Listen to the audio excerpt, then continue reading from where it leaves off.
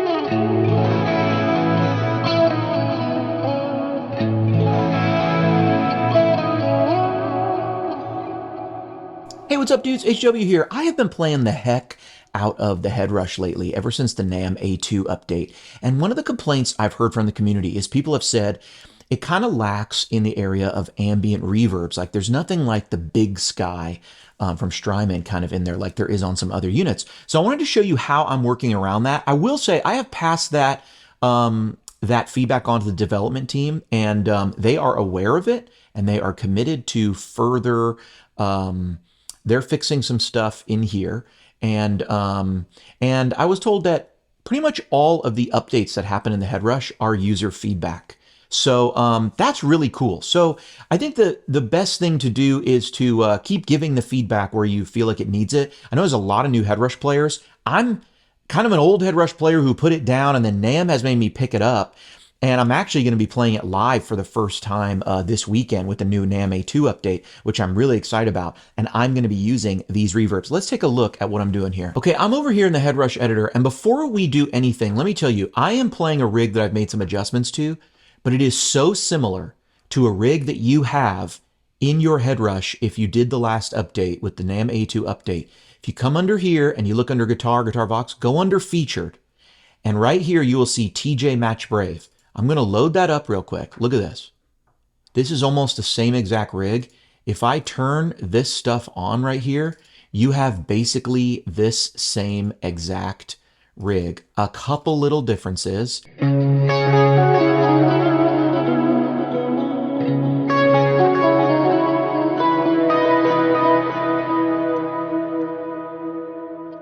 And this is a rig that I didn't even dial in really with these ambient effects in mind, but it just goes to show you that if you kind of combine the right elements, you get there. Let me go back over to this demo rig, and I will put this on Headrush Cloud for all you guys who are using the Headrush right now. All right, so I have a clone on at the front. You can do this stuff clean or with a little bit of gain, but here's where the magic happens. What you want to do to get these big ambient lush verbs is you really got to combine some sound generation with a traditional reverb and some modulation. Those are the three things you need. What do I mean by sound generation? I mean delays. What's happening behind the scenes on a really big ambient delay is this type of thing where you might actually be hearing a subdivision where maybe there's no attack and there's a delay that's actually at 100%. So all you're hearing is a filtered dark repeat that maybe is then put back through the delay engine or through that delay reverberation. What that gives you the feel of as a player is that there's more sustain and more verb going on. And it's hard to do that without a sound generator, something sort of regenerating some sound to give you these super long, super lush repeating types of things. And if you're experiencing a stereo effect in your reverb, you have to be doing some of this on different sides. You have to be either generating something on one side that's not there on the other, or you have to be doing some modulation where there's actually some pitch change from one side or the other, or else there is nothing to have a stereo effect. Like that's what is stereo, the difference between left and right. So first thing we got to do that I like to do is I want to send in some stereo delay, right? Now, I'm already using these stereo delays when I'm not using my reverb, so it's no problem, it's here. And if I turn off the reverbs and I turn off that bigger delay, I just get this sound. And you can also hear the modulation there. If I take that modulation off,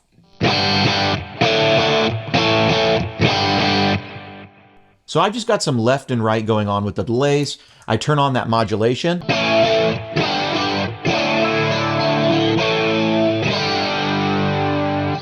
I like putting two choruses on each side. You don't need to do that. You can just use a stereo chorus. I was just playing around with this preset and thought these two sounded kind of cool together. And honestly, I was auditioning them back and forth for which one I liked better. And then I was like, maybe they both sound good. So I did that. You can do that. You don't have to do that. Here's a pretty light hall verb that I usually put on with that, and sounds like this.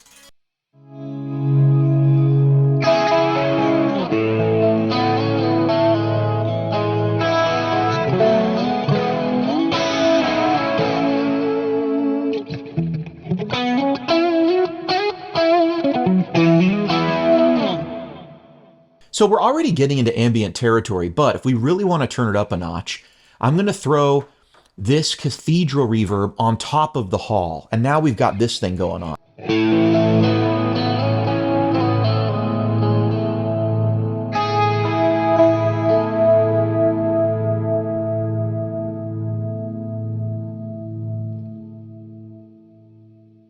Okay, now you can hear right there, we're already very ambient, we're good, like we're kind of there. You hear that sound generation happening? You can kind of hear a little bit of the attack, but the verb washes it away so that when you just want to hold it out,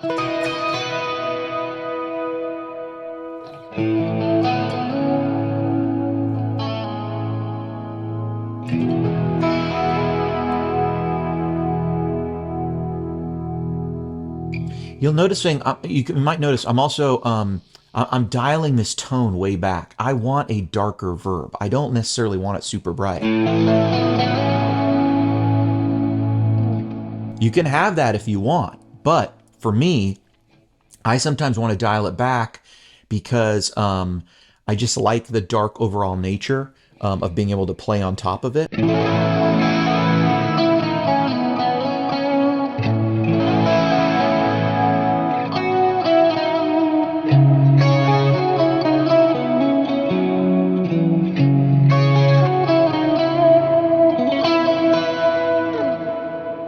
Yeah, to me, that's just a really cool sound, and I really like that. Now, if we really want to go crazy, throw on this other delay. Let me just put it on right here. This is the again delay, and it's got like an ambience kind of thing in it, but this is going to boost the signal up a little bit because it has a pretty aggressive repeat of like a quarter.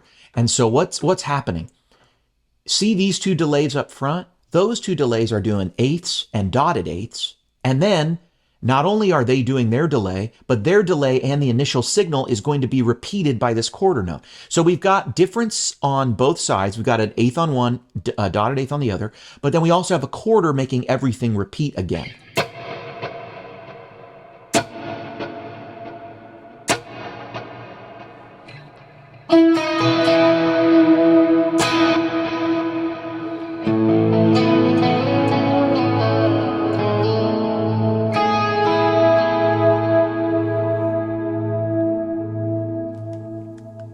That extra quarter note repeating everything, it makes it sound big and like there's a long lasting ethereal ambient kind of thing going on. So am I stacking two reverbs and doing 3 delays and 2 mods? Yes, that does sound very complicated when you put it that way. But when you think about it, all I'm really doing, I leave that hall verb on all the time, right? So when I take off my mod and I take off my my chorus and my extra delay and my ambient verb and stuff, you know?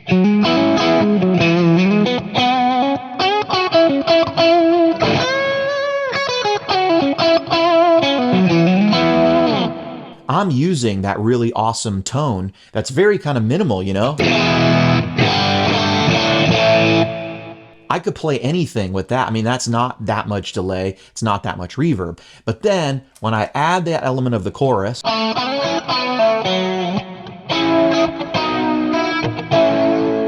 Like that's just my usable chorus effect, right? But when you add that, and then on top of that, you put the extra delay, which, hey, I can just play it like this, right? This can be, you know,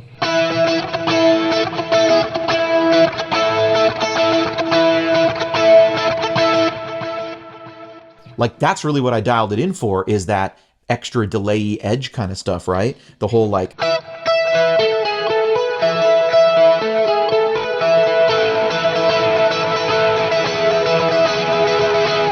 so it's all very usable, but then it's realizing that if you take that ambience, throw it in there, now we've really transformed it into this thing.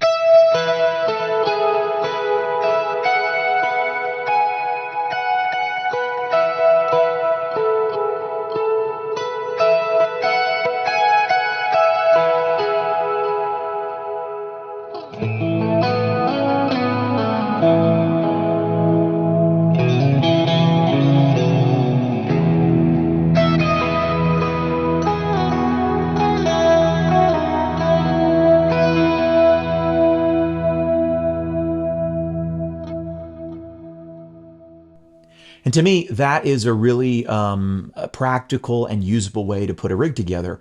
This rig is actually what I'm going to adapt into what I'm going to play this Sunday morning. So I'm going to have that tone in it, right? I'm going to need my more go-to just delay and lighter reverb tone. But it's all here. I can do that, you know, I can turn it on. And I'm using the K drive, by the way. You can do this, you know, clean as well. I was doing a little bit of dirty thing, you know.